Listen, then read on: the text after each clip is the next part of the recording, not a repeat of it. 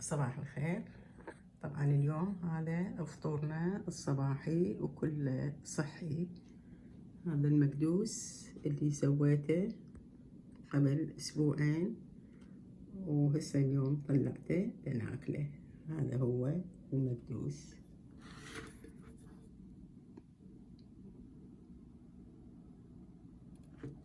هذا افوكادو، وهذا حمص بطحينة، وهذا لحم بعجين اللي سويته ايضا قبل كم يوم، وهذا ايضا نوع من الالبان كله صحي ما بيه دهون، وهذا نفسه، وهذا شاينة.